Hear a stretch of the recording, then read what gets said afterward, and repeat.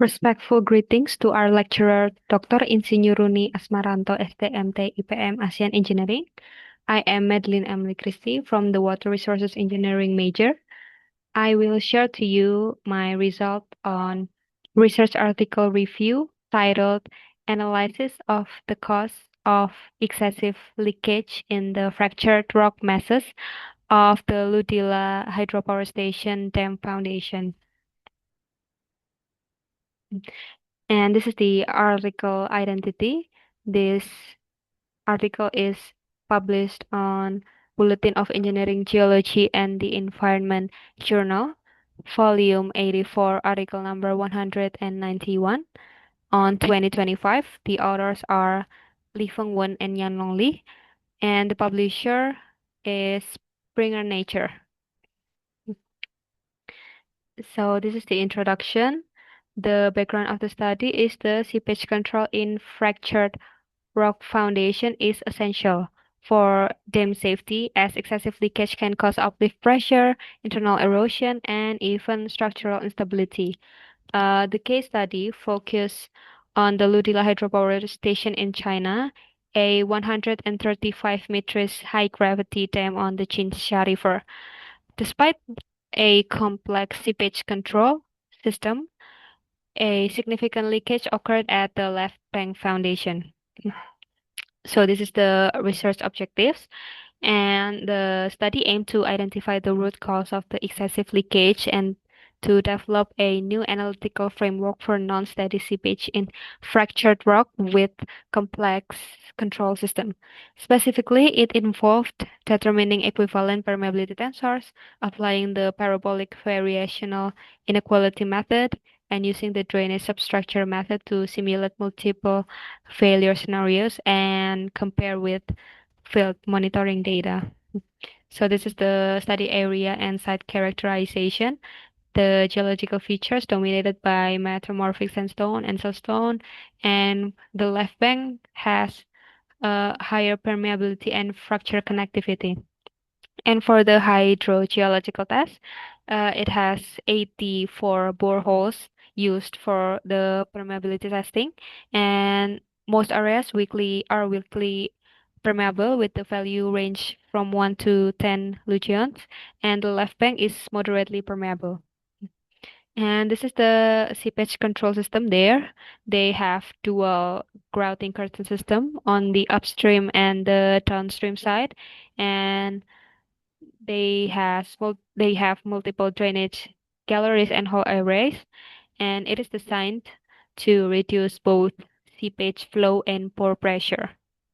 But they have problem here, which is from the post-impoundment monitoring, it showed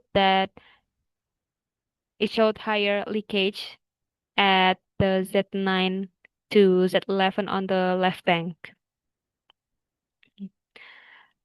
So this is the methodology they use to analyze the seepage. First, they have to determine the permeability tensor. They have to characterize the fracture by geological and water pressure tests. The data is used to classify the dominant fractures group, and it obtained 8 main group there.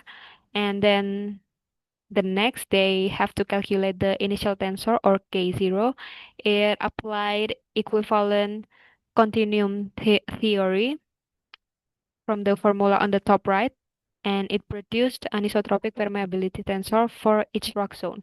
And then after that, uh, field they have to do field-based correction, w- which is a single hole water pressure or Lucian test is used to obtain the field permeability average of K, and they will obtain correction factor M, and the formula is the average of K divided by K0. And for the final corrected tensor or Km, the formula is M multiplied by K0. It will represent realistic permeability in 3D model. And this is the parabolic variational inequality method. The basic principle is based on the Darcy's law, and the Darcy's law is like the top right on the top right. Yeah, that's the formula. And then uh, we will determine the wet dry domain handling. It uses heaviside function to keep mesh fixed while tracking free surface movement. And for the governing equation, it applies continuity law with Signorini boundary conditions for seepage and free surface constraints, and it will be reformulated into parabolic variational inequality or PVI. It's solved efficiently in a fixed domain. And for the validation, they verified the model using Senteng model and compared with residual flow and virtual flow methods. The result is the PVI gets the best or the closest value to experimental data. It means this is the most accurate and stable methods to use. And then the next, they use drainage substructure method. The concept is to replace each drainage hole with a local substructure element inside the finite element mesh. And then for the model construction, they create a parent element aligned with the drain hole direction and then subdivide it into sub-element or radial layers, forming a simplified drain shape. And also they divided some nodes into three kind of nodes. And then for the numerical formulation, the local flow equilibrium is expressed and the internal nodes are condensed. For the validation, uh, this method is compared with the semi-analytical, composite element, and equivalent medium methods. And the substructure method gives the results to the closest theoretical well flow solution. And after determining the methods, they set up the model, which is it is adapted equivalent continuum theory for fractured rock treated as anisotropic continuum using calibrated permeability tensor or KM. And for the model components, it includes dam body, foundation rock, and weather zones, fault zone, grouting curtains, and dense drainage holes and tunnels, and also underground powerhouse. And for the mass and scale, they use lots of elements and nodes, and the domain extended 3 until 5 times dam height in all directions to avoid boundary effects. And for the boundary condition, there are three. For the upstream and downstream, they use constant water head, and for the bottom and set boundaries, they assume it is impervious, so there's no flow there. And for the free surface, they use Signorini condition. And for the time settings, they use non-steady simulation, and it is simulated from June 2013 to January 2014 with various stages, impoundment and operation stages. And then they will also validate the model. And so this is the 3D model, finite element model. It is used to uh, model the seepage conditions there. It has more than 600,000 nodes to simulate the seepage. And for the results and discussion, for the model validation, they have comparison between calculated heads or the model and the measured heads from the field conditions.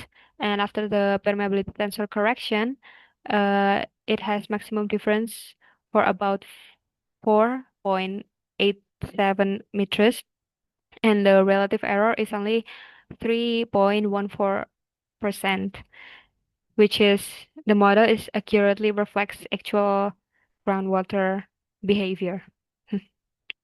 And uh, for the seepage behavior under the sand control system, the simulation results show that most seepage is effectively intercepted by the drainage gallery, and then the residual seepage remains on the left abutment. The seepage velocity and uplift pressure distributions indicate a higher velocity and uplift near the left foundation and the drainage gallery. The system is the system works well overall, but uh, it shows local inefficiency around the fault zone or the F2. And for the seepage behavior in the left dam, foundation, and abutment, first, it focused on 3D analysis that conducted on the left foundation zone where leakage was observed, and results show dominant seepage path passing through the deep fractured fault zone or the F2, and then the third, the left curtain does not reach the fault base, allowing the water to bypass underneath. And then the fourth, flow factors reveal vertical and inclined seepage channel along the fault plane. And this is for the analysis of the cause of the seepage. The results are first, the fault F2 is the major seepage channel connecting from the upstream to the downstream. And second, the left curtain insufficient depth lead to incomplete sealing, and the drainage holes are too sparse. It cannot relieve pore pressure effectively, and then high hydraulic gradient is maintained on the left side. So these are some recommendation for improvement there to reduce the seepage risk. First is to add secondary grouting curtain in fault zone, and the second is to increase density and depth of drainage holes on the left abutment. And this is the strength and weakness of the research. The strength is they integrate a novel framework and methods like parabolic variational inequality and drainage substructure methods into a unified seepage model. And this model is validated by field monitoring data, and it can provide practical application to a real dam. And then it accurately identifies main cause of leakage, and it offers a diagnostic framework for evaluating seepage control in fractured rock foundations.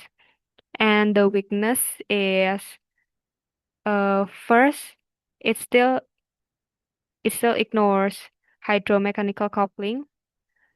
Uh, it simplifies fracture network as homogeneous and isotropic, and it doesn't simulate long-term or dynamic reservoir effects, and it's still limited to one dam site, so it is still low generalizability, and it still lacks of sensitivity analysis on permeability and grouting quality. And for the research gap, actually the gaps can be identified based on the weaknesses of this study, which may serve as references or directions for future research future research development. So it's more or less the same with the weakness of this research. And for the conclusions, first, the study has successfully developed a validated non-steady seepage analysis framework for fractured rock foundations. And then the second, the main cause of excessive leakage here is the failure of the upstream grouting curtain below 60 meters on the left bank. And then uh,